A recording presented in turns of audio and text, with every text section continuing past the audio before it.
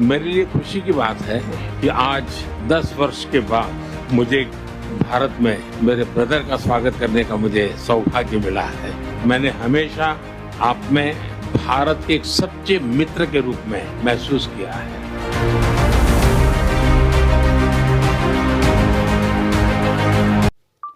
India and Qatar, to elevate their ties to a strategic partnership, decided to double their bilateral trade to US $28 billion in the next 5 years. Hello guys, welcome back to my channel. My name is प्रेरणा पांडे और आज हम पढ़ेंगे India और कतार के बारे में। Recently, President Draupadi Murmu and Prime Minister Narendra Modi received Amir of Qatar Sheikh Tamim bin Hamad Al Thani in India. इस मीटिंग के क्या क्या आउटकम्स थे, कतार हमारे लिए क्यों ज़रूरी है, कतार और इंडिया के रिलेशन में क्या प्रॉब्लम्स है और इसके क्या सॉल्यूशंस हैं, ये सब हम डिटेल में पढ़ेंगे। लेक्चर को स्टार्ट करने से पहले आप चैनल को सब्सक्राइब कर लीजिए ताकि ऐसी ही इंटरेस्टिंग वीडियोस आपको मिल सके। Okay, so let's start the lecture. India and कतार। पहले मैप में कतार की पोजीशन देख लेते हैं कि कतार कहाँ सिचुएटेड है। कतार जो है वर्ल्ड मैप में ये है कतार, ठीक है। गल्फ नेशंस है, इधर ये है पर्शियल गल्फ, इधर ये रेड सी, ठीक है। ये है हमारा कतार, यहाँ पे है हमारा कतार, ठीक है। ये हो गई लोकेशन। अब आते हैं की आउटकम्स, जो इस मीटिंग के क्या क्या आउटकम्स निकले, अब इस पे हम डिस्कस करते हैं।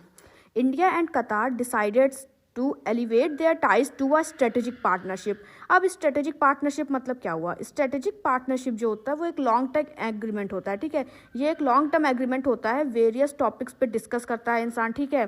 फिर रिजल्ट्स उस पर क्या करना चाहिए क्या नहीं करना चाहिए वो डिसाइड करता है। तो ये strategic partnership is a long term agreement आप कह सकते हो कि किसी टॉपिक्स पे इंसान डिस्कस करता है, दोनों कंट्रीज डिस्कस करेंगे और फिर उस मैटर को सॉल्व करेंगे, तो ये सब आता है स्ट्रेटेजिक पार्टनरशिप पे।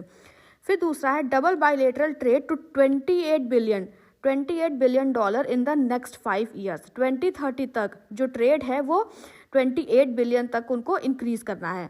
अभी क्या है, करंट जो है वो 14 बिलियन है, ठीक है। करंट 14 बिलियन ट्रेड है।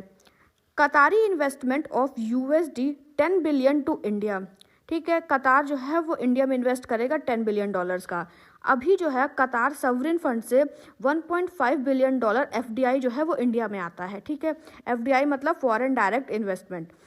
India also wants Doha to invest in India's infrastructure. India जो है वो दोहा को चाहता है कि दोहा जो है इंडिया के इंफ्रास्ट्रक्चर में भी इन्वेस्ट करे, जैसे कि शिप बिल्डिंग हो गया, ठीक है, कंस्ट्रक्शन हो गया, इन सब में। Exploring free trade agreement, elevate ties focusing on trade, investment and energy. फिर 2 एग्रीमेंट्स एंड 5 MOUs भी साइन की, इसमें यूथ अफेयर्स, स्पोर्ट्स और इकोनॉमिक कोऑपरेशन से रिलेटेड। फिर under gulf Cooperation council, gulf Cooperation council जो है उसमें इंडिया जो है वो स्ट्रेटेजिक टाइज, ठीक है, इंडिया भी जो है has strategic ties with UAE, Saudi Arab, Oman and Kuwait, ठीक है। गल्फ कोऑपरेशन के अंदर इंडिया का जो है वो स्ट्रेटेजिक टाइज किसके किसके साथ है? UAE, सऊदी अरब, ओमान और कुवैत के साथ। अभी रिसेंटली जो है कतर भी गल्फ कोऑपरेशन काउंसिल को ज्वाइन किया है। आगे बढ़ते हैं। Qatar Energy and Petronet LNG has signed an agreement to supply 7.5 million metric tons per annum of LNG to India for next 20 years starting from 2028।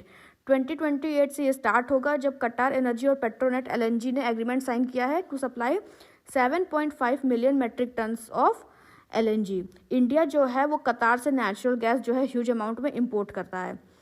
Nation wide roll out of UPI acceptance in Qatar, revised double tax avoidance agreement signed and joint initiatives in AI, robotics, IoT, semiconductor for the next generation industrial growth। तो ये सारे थे हमारे की outcomes जो India और कतार के बीच में फाइनलाइज हुए आफ्टर द मीटिंग्स। अब जो कतर है वो इंडिया के लिए क्यों इम्पोर्टेंट है? जो कतर है वो इंडिया के लिए इसलिए इम्पोर्टेंट है क्योंकि it is a key player and mediator in the ongoing conflict between the Hamas and Israel। Hamas और इसराइल के बीच में जो पैलेस्टाइन और इसराइल का जो इशू चल रहा है, ठीक है, इन सब के बीच में जो है ये की प्लेयर और मीडिएटर है, क्योंकि इंडिया जो है मिडल ईस्ट से चीज़ें जो है इंपोर्ट करता है, ठीक है। तो ये जो है मिडल ईस्ट, वेस्ट एशिया से सब इंपोर्ट करता है, तो इंडिया के लिए कतर जो है वो इम्पॉर्टेंट है। India imports massive amount of natural gas, बहुत सारा नेचुरल गैस कतर से इंडिया इंपोर्ट करता है। And large Indian community residing there, बहुत सारी इंडियन कम्युनिटी कतर में जॉब भी कर रही हैं। तो कुछ चैलेंजेस हैं, वो चैलेंजेस क्या हैं इंडिया और कतर के रिलेशन में, आइए वो पढ़ते हैं।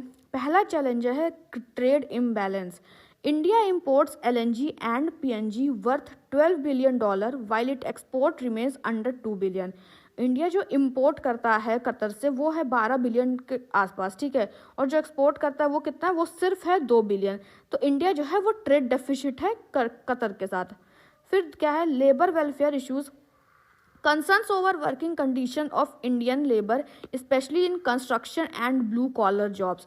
जो इंडियंस जो वहाँ कतर में जॉब करते हैं उनकी वर्किंग कंडीशंस को लेके कंसर्न्स रहते हैं, ठीक है, वो सही नहीं रहते हैं, तो वो सारे इश्यूज हैं। 600 Indians in Qatari jails pending agreement for the transfer of sentenced person, ठीक है, 600 इंडियंस जो है वो कतरी जेल में हैं, ठीक है, उनका अभी एग्रीमेंट साइन होना बचा है कि उनको वापस इंडिया ट्रांसफ़र किया जाए। 1 Indian navy officer still detained affecting diplomatic relation.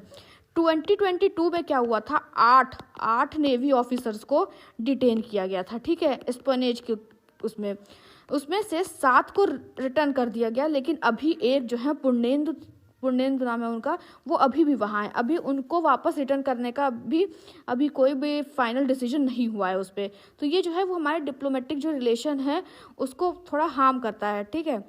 अब क्या क्या हम कर सकते हैं रिलेशनशिप इम्प्रूव करने के लिए, पहला है इन्हेंसिंग इंडियन एक्सपोर्ट्स, ठीक है, एक्सपोर्ट हमें बढ़ाना चाहिए ताकि जो ट्रेड डिफिसिट है वो ट्रेड सरप्लस रहे, ठीक है, या तो ट्रेड बैलेंस हो जाए हमारा, ठीक है। तो focus on high value sectors like IT, pharmaceuticals and engineering goods to balance trade, ठीक है। हाई वैल्यू सेक्टर जैसे IT हो गया, फार्मा सेक्टर हो गया, इंजीनियरिंग गुड्स का यूज़ करना चाहिए, हमें अपना एक्सपोर्ट इन सब एरियाज में बढ़ाना चाहिए। Expedite India Qatar bilateral investment treaty to ease FDI flows. Foreign direct investment जो कतर इन्वेस्ट करता है इंडिया में उसको बढ़ाने के लिए बायलैटरल इन्वेस्टमेंट ट्रीटी जो है उसको रिवाइज करना चाहिए। Strengthen worker welfare agreement for better employment condition, worker welfare agreement को, ठीक है, स्ट्रेंथन करना चाहिए ताकि जो एम्प्लॉयमेंट कंडीशन है वहाँ वो बेटर हो सके इंडियंस के लिए, ठीक है। फिर उसका एक्सपेंडिंग एनर्जी पार्टनरशिप मतलब जैसे ग्रीन हाइड्रोजन में, ठीक है, ग्रीन हाइड्रोजन हो गया, कार्बन कैप्चर हो गया, इन सब एरियाज में एनर्जी पार्टनरशिप करनी चाहिए। Increase high level ministerial exchanges for regional cooperation, ठीक है, ये सारे हो गए हमारे वे फॉरवर्ड। तो हमने क्या क्या पढ़े, हमने पहले तो ये सारे की आउटकम्स जो इस मीटिंग में फाइनलाइज हुए हैं, फिर हमारे लिए कतर क्यों मैटर करता है, हमारे और कतर के बीच में चैलेंजेस क्या हैं, और हम आगे उसको इम्प्रूव करने के लिए क्या क्या कर सकते हैं, ठीक है। तो ये आपका पूरा कंप्लीट एनालिसिस हो गया। अगर आपको वीडियो अच्छी लगी हो तो लाइक करिए, शेयर करिए और चैनल को सब्सक्राइब करना मत भूलिए ऐसे ही इंटरेस्टिंग वीडियोज़ के साथ। Okay, bye.